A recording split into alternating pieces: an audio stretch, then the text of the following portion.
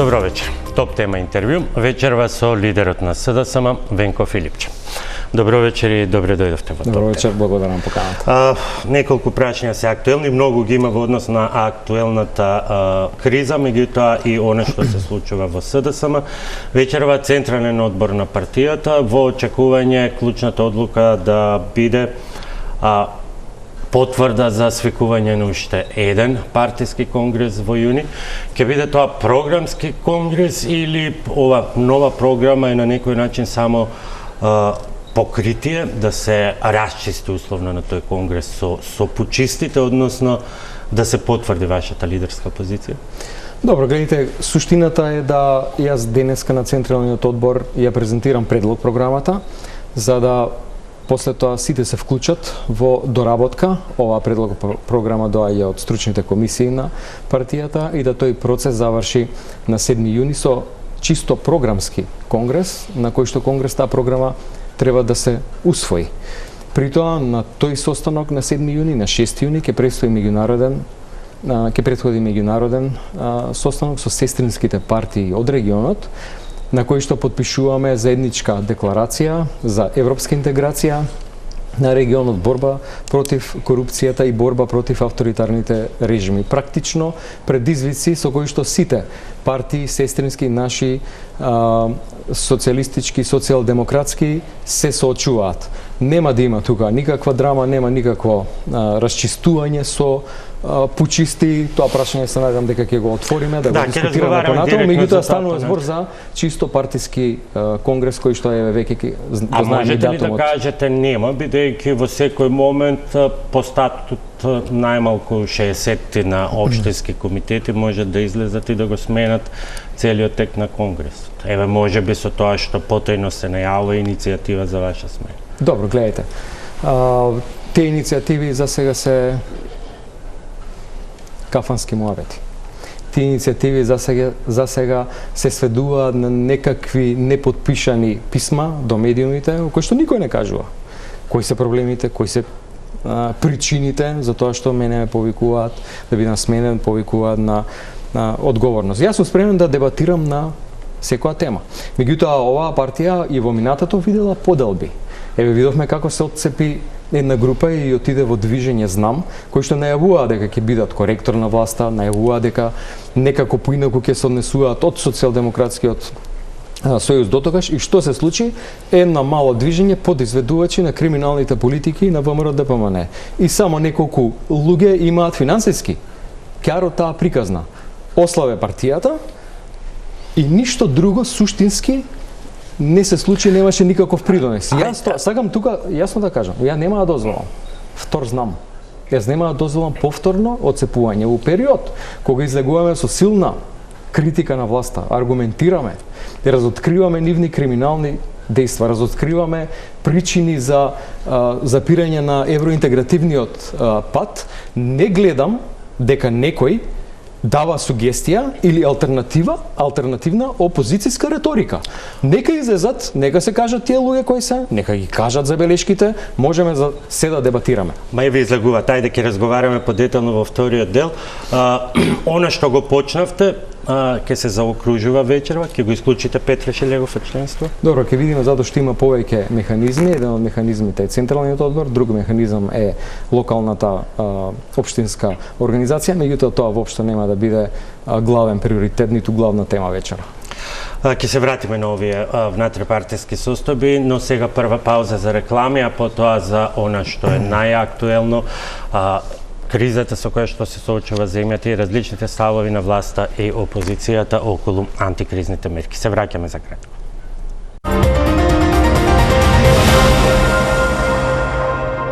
Продолжуваме со најактуелната тема. Господин Филипче, брза реакција во неделата по пресот на премиерот. Се чини како и да очекувавте што ќе биде, и вашиот текст беше и подготвен со оценка дека мерките се задоцнати, недоволни.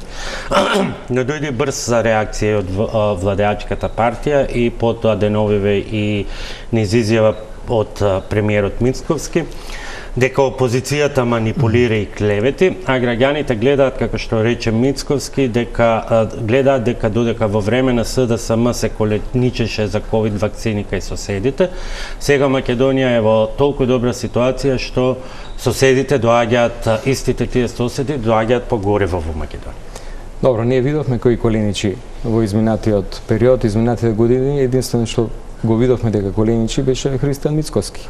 Каде коленичи? На колена на еден партиски митинг молеше за власт и ветуваше враќање на името. Нормално ништо од тоа не е видно, а тоа е дел од неговата лажна реторика изминатиот период, меѓутоа тоа е една друга почит кон избирачите.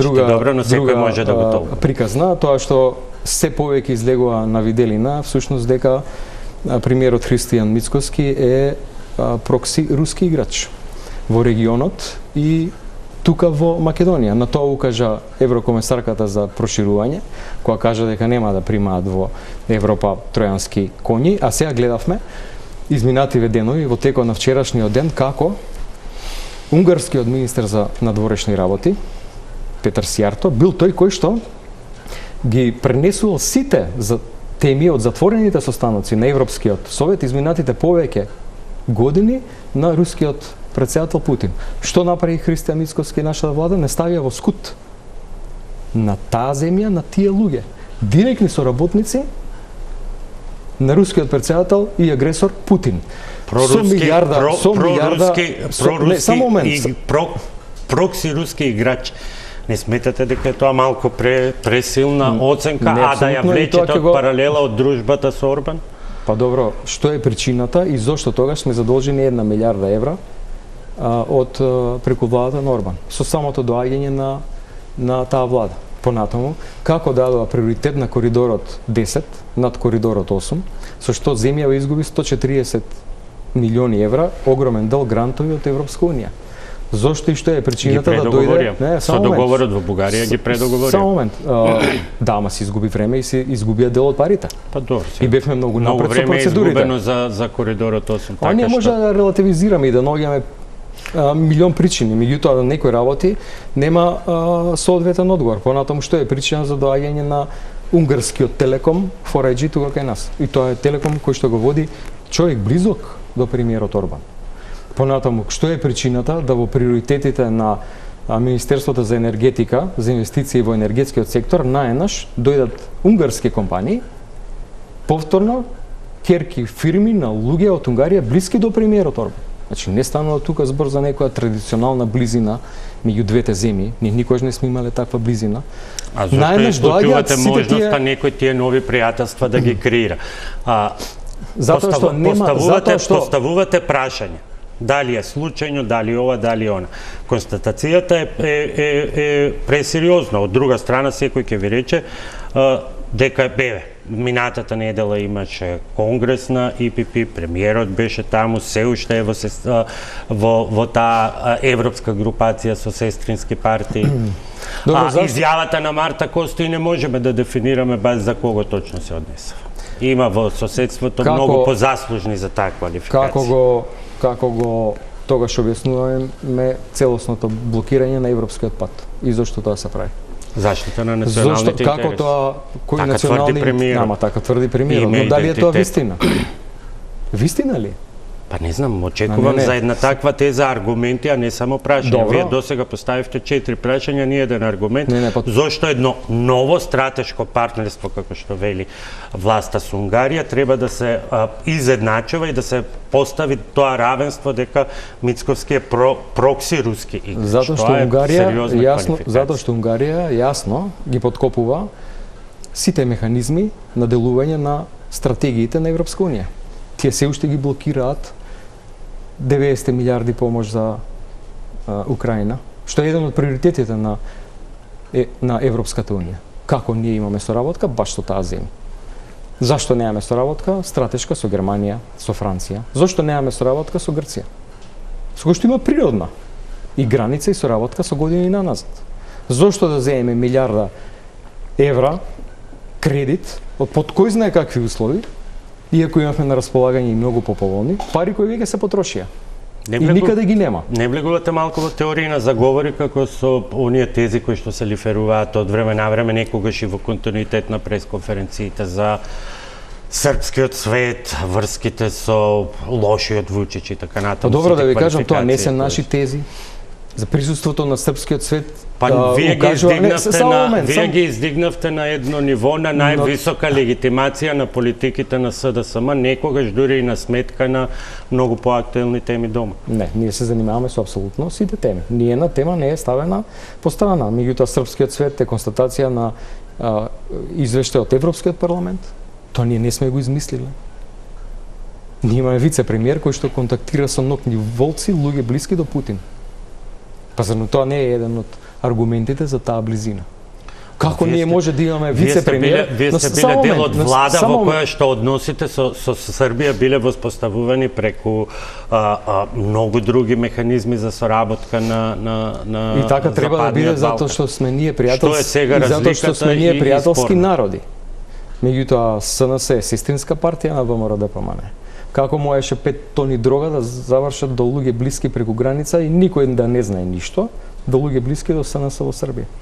Зарем тоа не е една од причините за сомнеш? Зошто сме целосно блокирани на евроинтегративниот пат? Зошто не се направи чекор напред?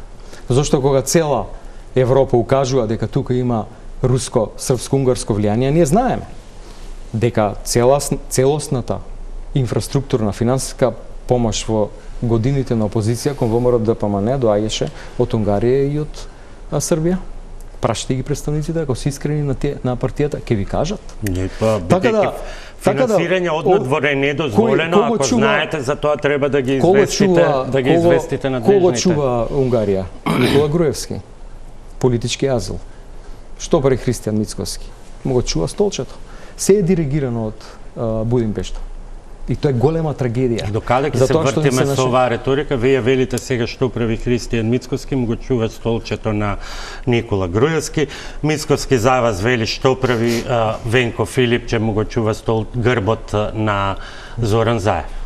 Добро, на тоа не се сведува политиката. Добро, гледате, политиката се сведува на тоа дека ова влада нема апсолутно никаков прво план, второ визија, ниту пак нешто прави добро за граѓаните и за државата во изминатите 2 години. Пола мандат е поминат, граѓаните не видеа никаков бенефит, нема ниту еден голем значаен проект, освен тие што се завршуваат, почнати во времето на владите на СДСМ. Целосно сме изолирани, слепо црево, ќе се сменат приоритетите во Европска унија, веќе нема да биде така широко отворена вратата, какви кузне услови ќе дојдат доколку Албанија стане земја членка пред нас и што ние ќе правиме? Што оваа влада прави? Еве во контекст на кризата, така ја почнавте на темата, велите дека ние имаме брза, но вашите аргументи ме однесоа во друг се вратиме, сите теми требаме да ги дебатираме, поради тоа што само така ќе се дека реакцијата беше брза, беше видливо, дека беше непосредно, речиси, сега да не одиме и во минутажа после пресконференцијата на премиерот, што значи дека веќе бевте подготвени дека тоа значи само една работа, дека будно ги пратиме сите чекори што владата ги прави. И реагираме тогаш кога сметаме дека треба да се реагира и кој има аргументи за реакција, практично има секојдневно. Имено беше брза реакцијата, меѓутоа беше брза реакција на закаснетите мерки. Тие мерки требаше да се донесат порано, укажувавме дека цената на нафтата поради војната во Иран расте, дека ако се дозволи раст на цената на дериватите кај нас, тоа ќе повлече раст на останатите цени. И тоа се случи. Не поскапе само литар гориво безоловен и дизел, туку поскапеа сите прехранбени продукти. Видите што се случува по маркетите. Основните прехранбени производи, месни, млечни, понатаму овоше, зеленчук, зејтин, јајца, се е поскапено. Овие мерки кои што ги донесе владата, односно една единствена мерка, практично не е доволна за да има некое ограничување на растот на нафтата. Изминатите 3 дена цената на нафтата паѓа, а кај нас е се уште висока. Понатаму сметам дека сме единствена земја во регионот која што со некаква мерка која што ќе донесе, придонесува и прави цената на литар гориво да порасне. Тоа се случи откога се најави предлог мерката на премиерот со ДДВ-то за неколку денари скок на цената на дизелот. Што беше поентата на таква мерка? Што е поентата на било каква мерка. Поентата, само момент, поентата е да се ограничи соодветно и навремено цената на горивата, за да прво граѓаните не го осетат тој ценовен шок, и така сиромаштијата е огромна, и така нема никаков раст на платите изминатите 2 години, и понатаму тоа зголемување на цената на нафтата, доколку се спречеше, немаше да доведе до раст на другите продукти, вклучувајќи ги основните прехранбени продукти. Слушам од премиерот реториката, ние имаме најевтино гориво во регионот. Ги споредуваме цените, ние имаме слична цена, нешто поевтина од Словенија и од Хрватска. Ама таму минималната плата е 1000, односно 1500 евро. Какво е тоа? Неразумно, неразумна споредба со земји кои што имаат повеќекратно поголем стандард од нашиот. Ова е апсолутно недоволна мерка, граѓаните не ја чувствуваат. И кога ги прашате, а ние разговараме со граѓаните, они тоа го осеќаат. Огромен трошок, ценовен шок под джебот. И онака плиток за цена на горива и дополнително поскапа храна, која што внимавајте и да се намали цената на горивата, веќе нема да се врати назад. Ако се подлече никаква линија од она што досега го имаме како оценка на дел од експертската јавност, може би сте на иста линија со оценките дека се задоцни со навестувањето на сите можни мерки за да се има некаква предвидливост, но кога ќе се дојде околу конкретните мерки, сите велат дека неминовно треба да се има предвид и буџетската кондиција, дека треба да се внимава на изборот на таргетираните мерки кон одредени категории, без оглед дали е тоа стопанството, дали се тоа граѓаните. Колку има реалност и одржливост во вашите предлози, беа неколку, а колку се тие дозирани со известни елементи и на популизам, со оглед на тоа што голем дел и од граѓаните во овој момент секој сака да слушне она што тој смета дека во моментот е. Граѓаните сака да видат дека некој води грижа за нив и ги ограничува цените или им дава финансиска помош, посебно на загрозените категории. И ние имавме примери во време на менеджирањето на кризите за време на владите на СДСМ, како тоа се прави, со пакет мерки. Но неколку збора, чекор назад, во однос на тоа дека владата не се грижи вистински за граѓаните, туку само за сопствениот комодитет, со намалувањето на ДДВ-то на горивата. Кога цената на основната набавна цена на нафтата расте, тие не го кратат приливот во буџетот од ДДВ-то, помало на повисока набавна цена е исто или дури и поголемо од тоа што било претходно. Значи буџетот се полни. Понатаму компаниите имаат поврат на ДДВ-то од горивото. Не сите. Добро, меѓутоа има компании кои што транспортот го зголемуваат така натаму, кои што придонесуваат да растат другите продукти. Значи повторно не се води сметка. Добро, бесконечно би била таа дебата, што според вас е она што подитно мора да се... Еве која ми е поентата. Зошто ние дадовме пакет на мерки? Не само да се намали ДДВ-то на горивата, туку да се намали ДДВ-то на храната, да се намалат цените на патарините, да се преполоват, да им биде олеснување на граѓаните и за 4 денари да се намали акцизата. Тогаш ќе се намалеше цената на литар гориво на бензинските станици. Само така граѓаните ќе видеа некаков бенефит. Дополнително, потребни се мерки. Има побогати земји од нас. Хрватска даде конкретни мерки. Пред 2 дена го слушавме премиерот Пленковиќ. Има мерки, посебни пакети за земјоделци, за рибари, за загрозени социјални категории. Ние тоа го правевме. Во времето на менаџирањето на ковид и финансиската енергетска криза, тогаш за време на почетокот на војната во Украина, имаше финансиски пакети помош. И сега пакетот што вие пакетот што вие сега го предлагате е безмалку сосема речи се идентичен со барањата кои што тогаш ги имаше ВМРО ДПМН како опозиција, намалување на акции за замрзнување на цени. Па добро, зарем тука не излегува на површина нивното лицемерие. Ако они тогаш барале нешто, зошто сега кога имаат механизмот, тоа е власт во рацете, не го направа тоа? Но тие велат да го довршам да објаснам нивната логика и нивните тврдења. Тие како контрааргумент на вашите барања велат но околностите не се исти, тогаш инфлацијата беше двоцифрена. И на тоа ниво на сурови бројки така, инфлацијата беше 14,2%. Добро. Во таа година. Што значи тоа, дека нема да им се излезе у пресред на граѓаните? Тоа значи дека нема да им се дадат пакет мерки, предлог дополнителни освен овие закони кои што ние ги предлагаме на загрозените социјални категории. Прашањето беше колку имате и реални пресметки колку ќе бидат импликациите за буџетот и колку буџетот би можел тоа да го издржи, бидејќи претходно во други интервјуа оценувавте дека буџетот е во кусок со милиарди. Добро, меѓутоа ние кога дававме предлог за зголемување на минималната плата на 600 евра, кажавме од каде треба да земат пари? Ако треба да им направиме пресметка, и за ова ќе кажеме. Меѓутоа мерките од владата се тамо, нека ги види премиерот, стручниот тим, нека направат анализа што сме правеле. Ние точно кажавме од кои ставки треба да се скрати, а тоа се две ставки кои што се однесуваат само на луксузирање на оваа влада, за да се зголеми платата. И ја направивме пресметката. Има две ставки во буџетот кои што може да се намалат пари за да се зголеми минималната плата. За бенефит да видеа се граѓаните. Затвара сега таа тема дефинитивно, бидејќи ќе биде многу тешко да се наметне и да се дебатира во услови на голема криза, во услови кога без оглед на осцилациите на берзите се уште постојат големи нејасноти што ќе се случува, па и вклучувајќи ја и клучната дилема на светско ниво, не колку ќе биде цената на нафтата, туку дали ќе ја има во потребните количини. Добро, ние можеме да правиме анализа и да цитираме одредени анализи на светски медиуми, на експерти кои што циркулираат во овие денови. Ќе го кажам нашето видување, меѓутоа прво само да го заокружам прашањето. Што е поентата да бараме изговори зашто не треба да им се помогне на граѓаните? Па милион ќе најдем. Треба да се најде механизам да им се дадат пари. 400 евра беше мала плата, не може крај со крај да врзат и пред кризава да почне, и пред да се зголеми за 30-40% литар гориво. А не па сега. Па сега и 600 евра не се доволни да се надмине кризата.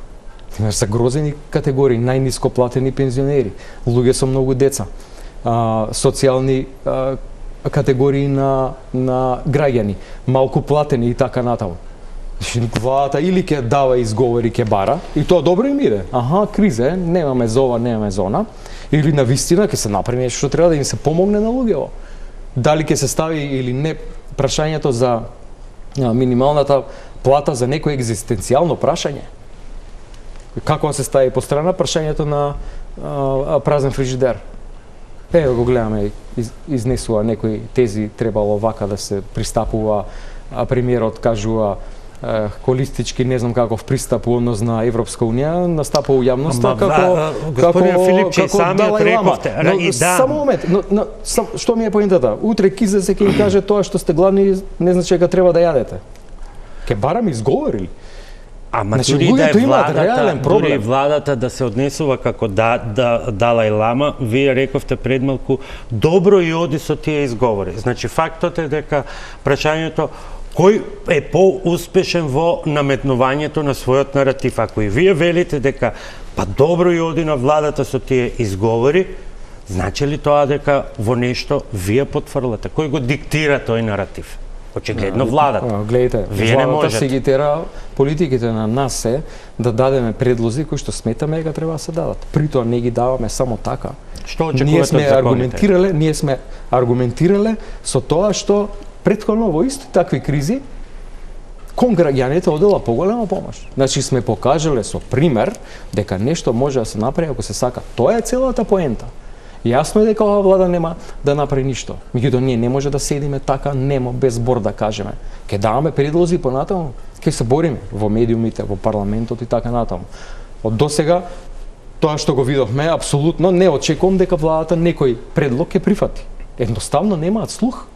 Но што е поентата, повторно ќе се вратам на клучното прашање. Сака да им помогне на луѓето или не сака да им помогне на луѓето? Имате ли вие проценки, бидејќи како се развива кризата, како продолжува војната од ден во ден, слушаме се повеќе податоци за тоа што се со оглед во кој регион се случува војната, што се од стратешките суровини би можело да биде загрозено, па слушнавме дури апел од директорот на Фондот за здравство до болниците, например, да ги проверат количините со хелиум, бидејќи снабдувањето може да биде доведено. Директорот на Фондот за здравство прво треба да каже зашто нема лекови по болниците и зашто нема лекови на онкологија. Луѓе умираат поради тоа, но еве кога веќе се занимава со светската криза, не со нашите проблеми, таму е можно да се случи, ако не може да работи магнетните резонанци што се онака проблематични, и тоа е проблем. Добро, тука ако почнеме да ги редиме проблемите, еве очигледно директорот на фондот се занимава со Иран. Може да биде уште поголема криза. Имено тука преку тој ормудски теснец од тие земји се движат многу продукти со самото поскапување или со немањето на доволни количини доколку се бомбардираат рафинериите големи во Саудиска Арабија и така натаму, може да има недостаток на количини. Се поставува прашањето дали владата точно пресметала, според закон треба да има резерви за 90 дена. Мислам дека за 60. Според закон мислам дека е за 90. И мислам дека тоа не е исполнето. Второ прашање е каде и како се чуваат, пошто ние немаме капацитет да ги чуваме сите. Се изнајмуваат одредени складишта, значи треба да се направи добра анализа. Понатаму се очекува да има недостаток на вештачки ѓубрива, што сега во сезона кога се сее, може сериозно да го поремети тој процес и храната дополнително да поскапи. Доколку се бомбардираат, а таму на тие луѓе кои што живеат, а тоа е една бројка од 100 милиони луѓе кои што живеат во сите околни земји, доколку се бомбардираат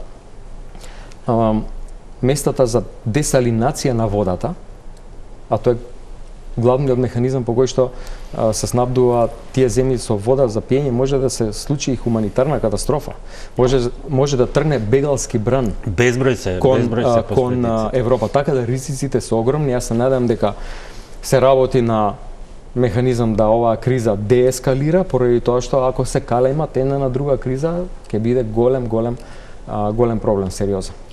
Многумина вела дека треба да се гледа подалеку од тој стандард, 60 или 90 дена државни резерви, но во исто време никој не може да предвиди се. Која е формулата со оглед на тоа што очигледно е дека ситуацијата во Македонија ќе остане на тоа што и вие го рековте, добро и оди на владата со презентирање на нејзините аргументи, а дека вашите предлози ќе останат само како запис дека во одреден период нешто конкретно сте предложиле. Мислам, верувам дека ни вие не очекувате дека ќе биде. Рековте дека не очекувате дека било што ќе биде прифатено. Што е целта на менаџирањето на владата и на државата? Да им се излезе упресред на потребите реални на граѓаните. Да им се помогне кога е ваква криза, да се подобри стандардот, да се подобри економијата, индустријата, да се зголемат платите, да продолжи евроинтегративниот пат, да продолжат реформите во сите сектори. Ништо од ова не се случува 2 години. Ама ништо буквално во ниту еден сектор нема поместување напред. Ние ќе ги очекуваме изговорите од владата и понатаму, пошто мислам дека друго ништо не може да се очекува од оваа влада, ама конкретна мерка и предлог ќе беше да цената на дериватите се намали, да се спречи поскапувањето на храната и одредени категории на граѓани да добијат пакети помош. Ете, тоа беше тоа што требаше да се направи кога луѓето знаеа што ќе се случи у првите денови на бомбардирањето на Иран, кога другите земји превземаа мерки да ги заштитат своите граѓани. Меѓутоа, ова однесување на владата е апсолутно очекувано, тоа им е нивниот трк на однесување на менаџирање на државата, ја гледаат единствено како ресурс за сопствено богатење. Доаѓаме ли тука до едно, можеби, друго суштинско прашање, тоа е го живеели Македонија еден од, ајде да речеме, живеели во еден од најлошите можни теориски политички пейсажи, а тоа е апсолутна власт и речиси маргинализирана опозиција. Гледайте, огромно мнозинство има власта во парламентот. Ние не видовме дека го искористи за нешто добро за граѓаните. Става целосна контрола на судството. Кривичен суд. Еве сега обвинител, своји роднини, пријатели за обвинители, суди и така натаму во изминатиот период. Многу наметнува наративот. Не се прашувате ли зошто е тоа така? Што не чини во нас, што СДСМ го прави надвор од иако бројките се тие 18 пратеници. Добро, ние во парламентот не можеме да бидеме посилни и помокни сега. Што можеме да направиме? Ниту можеме нешто да блокираме, нашите предлози никој не ги прифаќа од власта. Таква е ситуацијата. Во парламентот се постава прашањето како треба да се однесува една ваква власт, која што има едно огромно мнозинство во парламентот. Дали треба да партизира се по секоја основа? Па првите работи што ги направија беа да ги сменат независните комисии со промена на закони. Тоа беше уште 24-та година. Ги партизираа сите институции. Поставија несоодветни луѓе на највисоките структури во безбедносните служби, сомнителни сертификати и така натаму. Злоупотреба на механизмите на полицијата и за време на изборите 25-та година.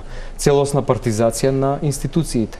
Неспроведување на реформите во ниту еден сектор, само во некои сектори делумно, и тоа не по препораките на Европската унија. Имаме млитава државна комисија за спречување на корупција. Сега има најава за поставување на луѓе блиски лично до премиерот како директор на МРТВ. Имаме резолуции кои што се носат во парламентот, кои што ограничуваат што тоа опозицијата може да зборува. Замислите како демократските основни столбови во државата се практично минирани од оваа власт која што нема друго објаснување, освен дека има апсолутистички манири на владење. Јас бев иницијатор на еден состанок кај премиерот после пожарот во Кочани, на кој што предложив, имајќи ги предвид искуствата од многу други земји во регионот, да на реформската агенда работиме заедно. И знаете што се случи? Ништо. Законите кои што стигнаа од Министерството за правда, нашите експерти ги разгледаа, нашето мислење го дадовме назад, ништо не се случи. Ниту еден закон не одговорија на нашите забелешки, имавме сериозни забелешки, дека не се постапува по мислењето на оценската мисија од Европската унија. Така и го донесува. Еве ја отворивте таа тема, колку тука лично пропуштивте нешто да смените, бидејќи реално имате моќна позиција, ако се чита уставот, деловникот и ова. Вие сте претседател на Националниот совет.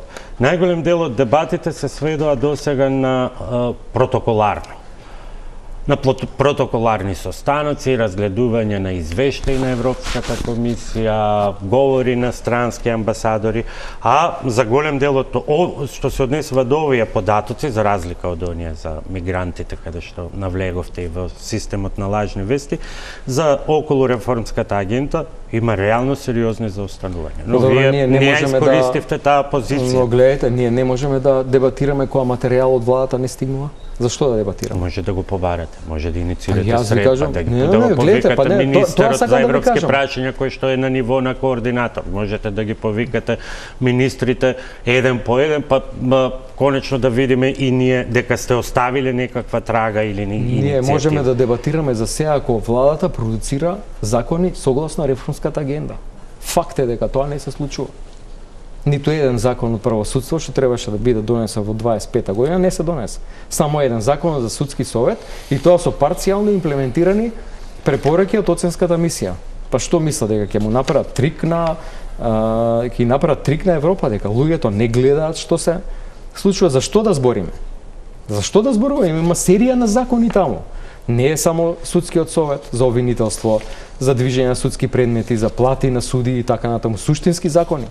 Тоа што вистински се потребни. Но наместо за тоа, еве еден пример, наместо за тоа вие на пратенички прашања одбирате наместо за вакви суштински прашања, вие одбирате да го прашате премиерот како е именуван почесен конзул на Македонија во Белград. и тоа за вас е тема од врвен национален интерес. Добро, тоа со тек на време ќе станува се појасно кога ја сватите улогата на тие луѓе. Еве објаснете го шокот се уште присутен, што во тој момент кога имаше 5 според слободно ноѓење 5 други приоритетни теми, беше толку битно да се држи не само тој ден и цела недела на толку високо ниво таа тема. Добро, прво премиерот на ништо не одговара. Она се прави дефокус. Знаеш, кое прашање у парламентот одговорил премиерот? На ниту едно. Впрочем и на ова не одговори. Даде лажен одговор. Прашајте го амбасадорот во Белград ваш. Нема никаква врска. Викаше прашајте го ваш Марко Бисливовски, кој беше регулатор зашто расте цената на бензинот. Еве сега е нивни. Значи се е дефокус и избегнување на вистинските одговори, а за вистината, за релациите со тие луѓе во Србија, доправо е нашата јавност ќе дознаа. Кога и што? Па ќе дознаа многу детали, ќе дознаа многу детали на високо ниво и пак ќе речам, да дури влегува и во оние оценки дека малку се оди во некаква теорија на заговор и никому се уште не му е јасно што е целта на оваа агенда инсистирање на сите тие прашања. Оваа власт. Целта е да се разобличи во нивниот лажен патриотски, националистички наратив. Целта е да се разобличи нивниот пропаганден систем кој што добро работи изминатите години, предводен од една телевизија, од стотици портали со кои што шират лажни вести, клеветат, измислуваат и така натаму, додека у позадина се водат многу големи бизнеси на сметка на граѓаните. Ете тоа ќе се разобличи и во следните месеци граѓаните ќе им стане јасно и тогаш и на вас верувам дека ќе ви стане јасно зошто толку високо на агендата во нашата Има уште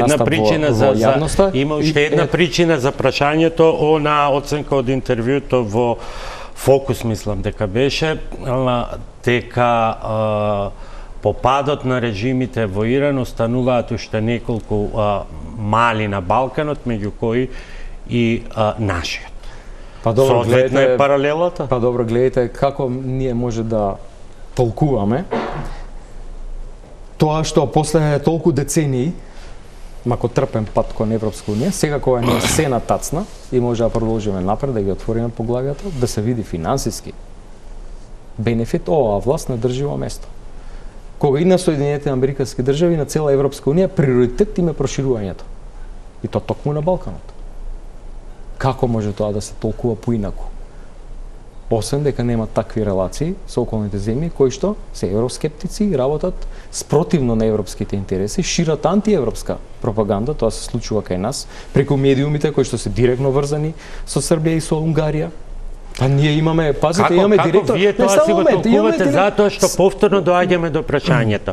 Повторно поголемо разбирање во јавноста има за ставот на премиерот дека загрозени се државните национални интереси, бидејќи ова нема да биде крај, ќе има нови услови и така натаму, нема свитка на кичма, ние достоинствено понатаму ќе се бориме за сите интереси. И тоа има поголемо разбирање, имајќи предвид како се однесува и Бугарија, отколку овие ваши ставови. Па добро, тоа дека има поголемо разбирање е резултат на пропагандата. На 40% од медиумите се контролирани од луѓе блиски на Орбан. Тоа се случува кај нас. Како се крена таа фама, таа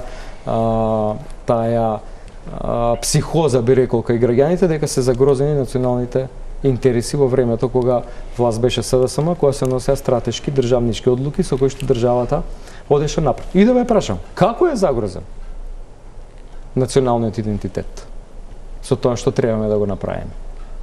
Премиерот кажува дека ние стравуваме дека евентуално утре може да се соочиме со некои други непринципиелни барања, а тоа значи дека ние немаме проблем од уставните измени и внесувањето на бугарите во уставот. Не под овие услови, не под овој... Не, се слагам. Меѓутоа, гледате, што да се прави кога тие се условите и кога и покрај неговите ветувања, кои што знаеше дека се лажни, тие не може да се сменат. Што значи свитка на кичма? Па зошто не го демистифициравте неговиот втор аргумент? Вториот е? Вториот е да се Бугарија да спроведе дел од пресудите на Европскиот суд за човекови права во Страсбург. Тоа не е прашање кое што може да го реши Брисел. Тоа прашање се решава во Советот на Европа, во Комитетот на министри. Добро. И се знае процедурата. Ние рековме, секој подобрување на нашата преговарачка позиција ја поддржувам. И се постава прашањето. Што кога тоа не може да се случи? Што кога не може да се случи? Ке чекаме бесконечно. До кога? Понудивме резолуција. Ниедна од партиите до која што ја пративме не одговори. Во резолуцијата наша што пишуваше? Да ги направиме уставните измени, а за идентитетските карактеристики, јазик, култура, историја и така натаму, ние не преговараме. Односно, историјата оставаме на историската комисија, која што патем одлучува со консензус. Треба сите членови да гласаат, и нашите и нивните. Ако се толку сигурни зашто ставаат своји луѓе и ја менува историската комисија.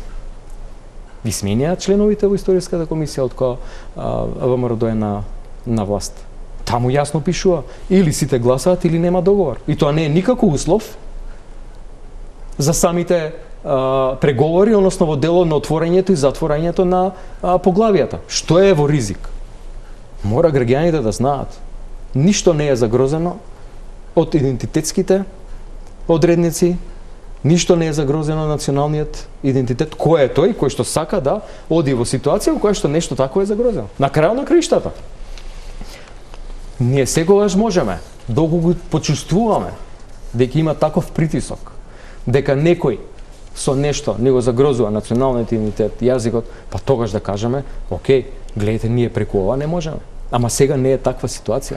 Да, но толкувањето е дека последиците веќе ќе ги има, уставот ќе биде сменет, ние повторно ќе бидеме ставени во позиција. Ама добро, што губиме ние со менувањето на уставот? Паѓа во вода тезата дека сме ние еден народ во две држави. Но владата смета дека има легитимитет да не дозволи, како што тие велат, уште една, да не дозволи макар и на ниво на чувство на национална гордост, да не дозволи уште една отстапка, а при тоа патот да не биде јасен. Ама патот е јасен. Патот е јасен. И без гаранција. Која земја имала гаранција до сега? Ниту една. Ниту една земја немала гаранција. Хрватска беше блокирана од Словенија за Пиранскиот залив. Историската комисија помеѓу Германија и Франција веројатно се уште работи. Да. Ама нашата велат има рок, таа немаше рок. Да, таа се уште работи. Добро. Понатаму, ако тоа не е причина да се блокираат преговорите, историската комисија, зошто да не ги почнеме? Самиот процес на преговори ја менува на подобро државата. Самиот процес на преговори отвора пристап до европските фондови. Самиот процес на преговори нуди финансирање во форма на грантови за многу проекти кои што сега владата ги најавува, а зијаме скапи кредити. И тоа е за некој вистина, за другите е приказна и велат не на оваа приказна на сметка на националните интереси. И тоа е наративот кој што во моментот надвладува. За жал, ама тоа е лага. Тоа е една голема лага. Сериозно загрозување на националните интереси е државата да ја држи жвака во место. Да биде слеп од црево на балконот и во Европа додека другите држави одат напред. Црна Гора ќе стане земја членка на Европска унија следните година-две. Се пишува договорот. Албанија ќе стане. Напред се многу луѓето, ние заостануваме. Што прават нашите луѓе? Земаат бугарски пасоши од економски причини. Ама видете сега колку луѓе ќе останат во државата? Овие прашања повторно некогаш ќе мора да се отварат. Ние сме 1.400.000 луѓе, не сме повеќе. И на тие што се против, ќе ви го додат, ќе ви ја додадат вчерашната изјава на Милановиќ, кој што вели да ме прашавте пред 10 години, друго ќе ви кажев, ама денеска со чисто срце ќе ви кажам и без ЕУ се може. Па со чисто срце нека излезат од ЕУ ако можат без ЕУ. Океј. Ето, тоа е коментарот на изјавата на Ама ние сме на таа ситуација сега. Добро. Па можеме ли? Чекај да можеме ли? Добро ли е? Во кој сектор, во која сфера има прогрес? Има ли раст на платите? Се гради ли инфраструктура? Зајакнува ли правосудството? Зајакнува ли образованието? Здравството? Социјалниот систем? Па сите држави почнувајќи од големите европски земји, една Шпанија се трансформирала откако влегла во Европска унија. Романија од почеток на преговори до сега добила грантови, внимавајте, грантови, неповратни средства за многу сфери во вредност од 100 милиони евра. Додека ние наназад у изминатите 4 годишни циклуси целиот Западен Балкан е само уште една битна работа. Тоа се друга категорија на фондови кои што ние би можеле да ги добиваме дури со членството. Епа, чекајте се, на кај одиме? Сакаме или не сакаме? Или ќе зимаме кинески, унгарски кредити од милиарда евра? Кои што следните кои знае колку генерации ќе ги враќаат. Во изминатите неколку 4 годишни циклуси, помошта за Западен Балкан е од прилика некаде 6 милиарди евра. Секоја земја, грубо, од прилика милиарда евра има добиено. Во изминатите 4 години, од 13-та, 17-та, 17-та, 21-та, 21-та, 24-та. За тоа време, во истите тие периоди, Бугарија и Хрватска има добина по 40 милиарди. Неповратни средства. Со кои што го заекнувале системот и правеле инфраструктурни проекти и така натаму. Епа, тоа е бенефитот. Тоа е бенефитот. Кај сакаат нашите луѓе да живеат? Сигурно не сакаат да живеат во земја која што е на периферија на Европа, слепо црево на Балканот, под влијание на Унгарија и на Србија. Не сакаат луѓето. И треба да престане, и само уште една порака, треба и премиерот и власта да престанат да замејуваат јавноста. Дека со овие чекори кои што се на маса загрозени националниот идентитет. Тоа не е вистина.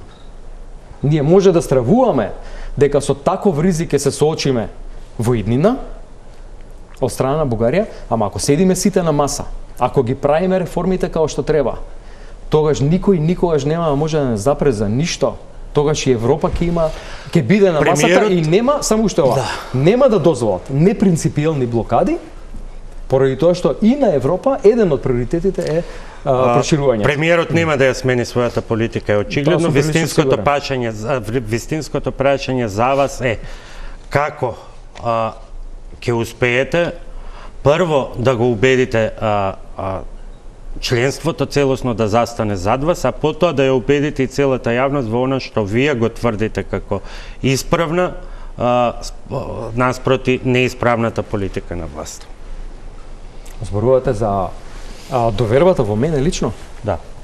Во вас лично и во СДСМ, бидејќи на почетокот почнавме да говориме околу тоа што ќе се случува на Конгресот, дали ќе го исклучите Шилегов или не, тоа кога тие прашања се присутни во јавност и во вакви интервјуа, тоа е првиот сигнал дека нешто може би и не чини во тоа што вие го велите, дека СДСМ е стабилизиран и веќе чекори успешно. Тоа го гледаме по повеќе параметри на состаноците во општинските организации, консолидацијата на комисиите и така натаму.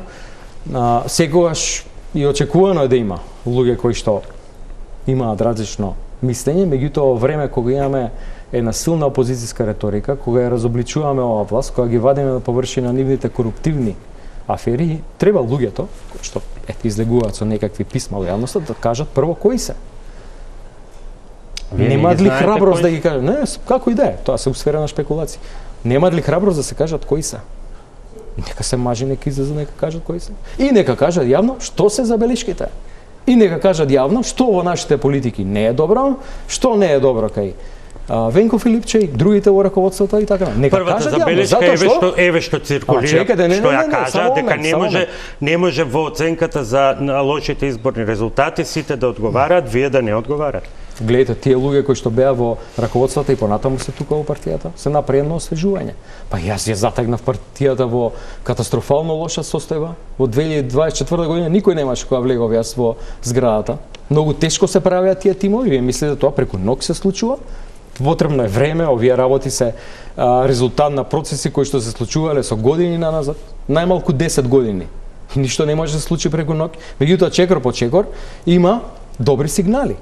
Ама што е главната работа? Ако има забелешка, луѓето треба прво да се кажат кои се, второ јавно да ја кажат. Јас сум спремен да дебатирам со било кој на било која тема. Стручна, аргументирана, сериозна и така натаму. Вако до фрлање, префрлање, ние сме СДСМ, ама имаме гревови, ама сме, ама не сме, несериозна работа. Глед, само уште една работа. Имате авторитарни амбиции? Што е авторитарно во моите амбиции? Па да избркате сите што ќе ви противречат на било што. Само поединец кој што само поединец кој што доаѓа, што ви сгреши и ово деспотовски. До известно ниво дебатата околу и вашето инсистирање на одговори околу мигрантите беше коректна, меѓутоа поистоветувањето на носење мигранти со политики за странски работници не е исто. Тоа беше чиста манипулација. Добро. Забелешките треба да се дебатираат внатре во партијата. И ако ние имаме бројни состаноци, како што сме имале, и тие забелешки не се кажат, а се кажуваат во јавност, при тоа имаме информации дека одредени луѓе одработуваат за ВМРО-ДПМНЕ. Кои се тие? Не можам јас и не сакам да шпекулирам, со имења луѓето добро се знаат. И тука ќе покажам апсолутно цврст став да ви кажам и да знаат сите. Само момент, ја нема да дозволам да се формираат повторно, да се фрагментира партијата заради лични причини, по примерот на знам. Еве, што е тоа што на некој му смета во нашите политики? Што и каква забелешки имаат за критиките и опозицијската реторика кон власта? Што конкретно нека кажат луѓето, може да зборуваме? Затоа што ако нас не менираат во оваа борба, тешка, со ВМРО-ДПМНЕ, кај што имаат ставено капа на буквално секоја институција, партизираат до максимум, ја држат државата по страна од европскиот пат и ја плячкаат на секој ниво, зашто вадиме скандали секој ден, па некој да тргне по нас, извинете, тоа е само знак дека одработува за ВМРО-ДПМНЕ. Што направи движењето знам? Што направи? Не, само момент. Ама не, да не се враќаме кај знам, затоа што одговорноста зашто се создаде знам, за тоа голема одговорност има и во структурите на СДСМ. Сега зборуваме за конкретни луѓе и конкретни иницијативи. Не зборуваме, извинете, се извинувам, Боби, се извинувам. Кои се конкретните луѓе и конкретните иницијативи? Па еве, за тие што за луѓе кои што излегле со некаква иницијатива дека треба нешто да се смени во вашето однесување, еве Петре Шилегов. Веднаш исклучен од партија. И ово деспотовски не се согласи со вашите оценки за мигрантската криза, исклучен од партија. Не е исклучен од партијата Јован Деспотовски? Не е ли тоа ваша? Не е Јован Деспотовски исклучен од партијата. Не може да дозволам јас да доаѓаат луѓе кои што се стимулирани и пратени од ВМРО-ДПМНЕ. И претходно седат на состаноци таму, инкогнито, у белата палата, седат во состаноци и после доаѓаат и излегуваат на Орбановите медиуми, кои што нас сакаат да не ослабат дополнително, поради тоа што само со фрагментиран СДСМ, ова слабо и се послабо ВМРО-ДПМНЕ може да владее. Ја тоа нема го дозволам. Така да секој конструктивен е добре дојден, а овие злонамерници кои што сакаат да не делат само во интерес на ВМРО-ДПМНЕ, ќе доживеат ваква судбина. Не е ли тоа малку панична изјава на секоја изјава, отсуство на толеранција, чувство за критика? Јас не разбирам што е толеранцијата. Не, само момент. Еве, нели би било политички поопортуно, ако сте сигурни во својата позиција, ако сте сигурни дека партијата и на вистинскиот пат дека закрепнува, дека еве сега ќе излезете со финалната верзија од новата доктрина и новата програма, едноставно ваквите изјави на поединци да ги игнорирате или да им кажете: Бујрум, повелете, сите кои што имаат јасна цел, а тоа е, како што вие велите, ова авторитарна власт да падне, нека дојдат, ќе разговараме, за сите разлики ќе се договориме. Вие мора да знаете една работа, извинете, тие механизми се исцрпени. Јас тоа сум го направил. Неколку пати пред овие одлуки, и овие одлуки не се ниту панични, ниту се избрзани. Тие се донесени на ниво на раководство. Ова не е моја одлука. Ова е одлука на извршниот одбор на партијата.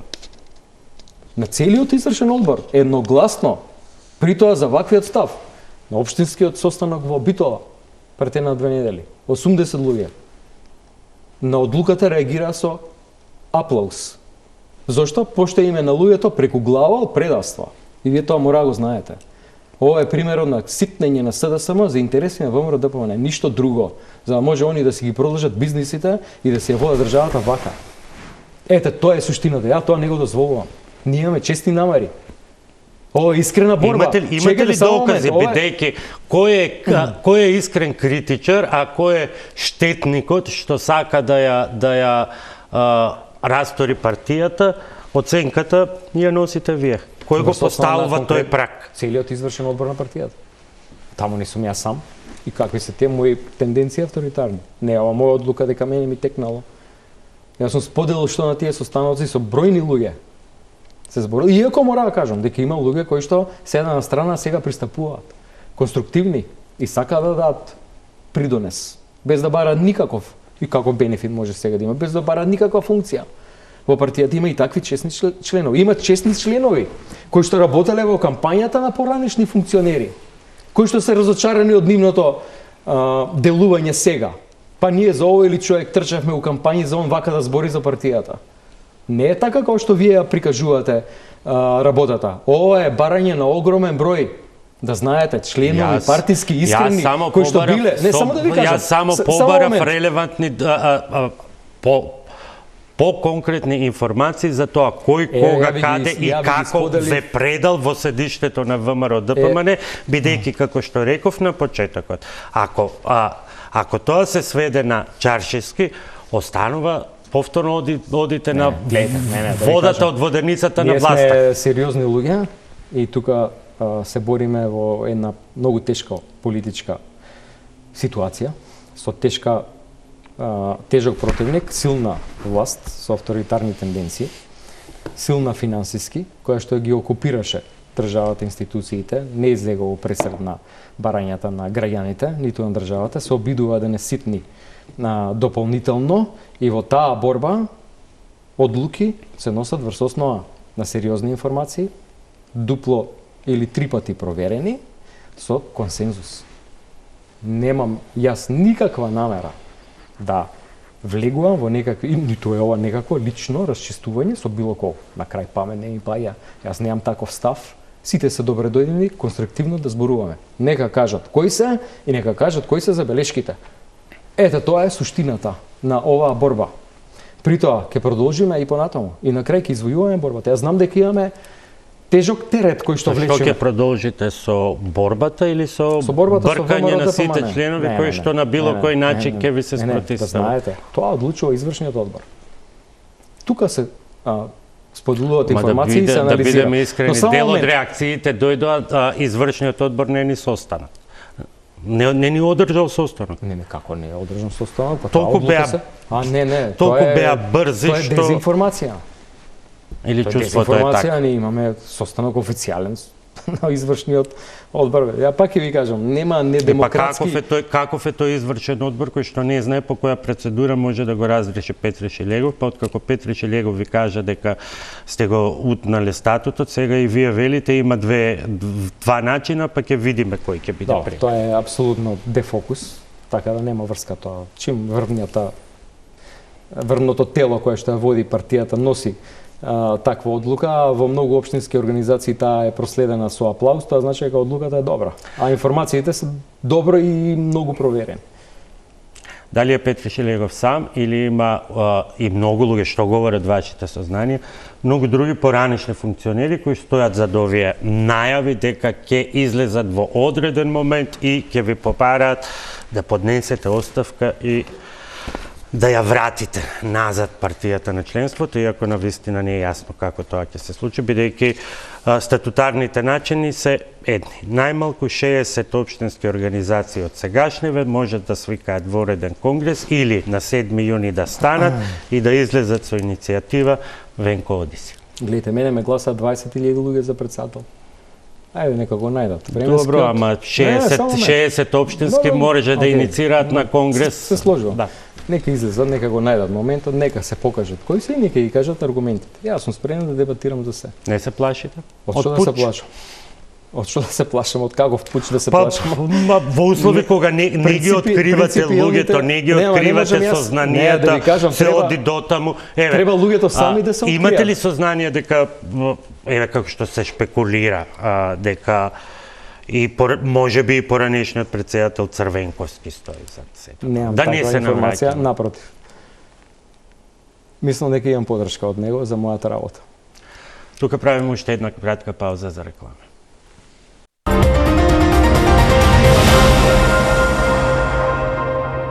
И влегуваме во завршница, господин Филипче, да завршиме таму каде што почнавме со најавите околу новиот конгрес. Ова практично би требало да биде некакво финиширање на тоа што го нарековте и претходно го најавивте како нова доктрина, нови начала на действување. Ќе го даде ли ова конечно одговорот на дилемата кој е СДСМ денеска и каде? Зашто има дилема кој е СДСМ и каде? Се знае кој е СДСМ, државотворна партија, која што ги донела најтешките одлуки за државата да оди напред у изминатите повеќе од 30 години, тоа е СДСМ.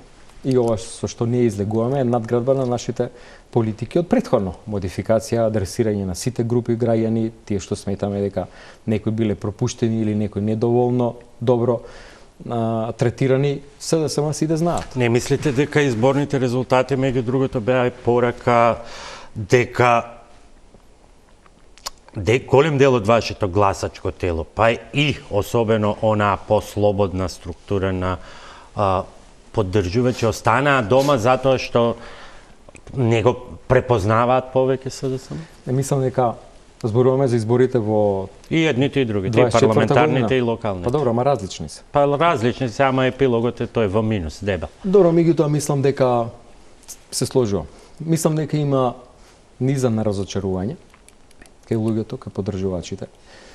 Како партиски, така и симпатизери на нашите политики во изминатите повеќе децении, но сакам да знаат дека со ништо не е отстапено ниту во скориот минат период, ниту во минатиот период на практицирањето на власта од главните идеолошки политики на партијата, ниту пак некоја категорија на граѓани биле оставени по страна.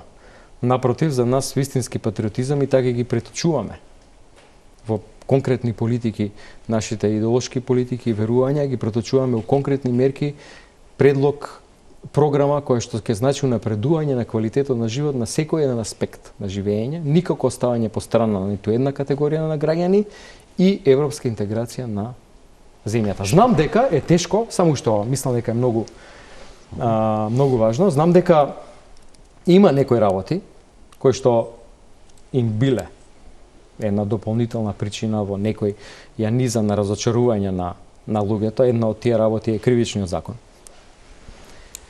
кој што мислам дека е една голема, сериозна вие се грешка. извинивте, меѓутоа сметате добро. Ај, добро, извини. Сметате ли дека се уште не можете да се изборите со таа перцепција, па би и јавно кажани оценки од различни агли, дека се уште не можете поточно да се оттргнете од политичкиот товар од минатиот период на владење на СДСМ и да бидете, да покажете себе си како носител на тој нов почеток на СДСМ. Нема ништо лесно и нема ништо брзо. И јас тоа го правам секојдневно. И затоа ги адресирам отворено. Пропустите, покажувам мојот став кон тие работи и сега, и во очи следни избори, така натаму, ќе ја барам довербата од граѓаните. Сакам да знаат дека ова што го зборувам, ова моја намера, интенција да се води партијата така, намера да се води државата после некои следни парламентарни избори, така како што треба, ја барам искрено, честно, без никаква скриена намера, едноставно, мора да знаат дека кога јас ова го зборувам, мојата верба, сигурноста која што луѓето во мене треба да имаат, е истата сигурност со која што ќе ми доверат да хируршки оперирам, третирам некој член на нивното семејство. Јас сум истиот човек.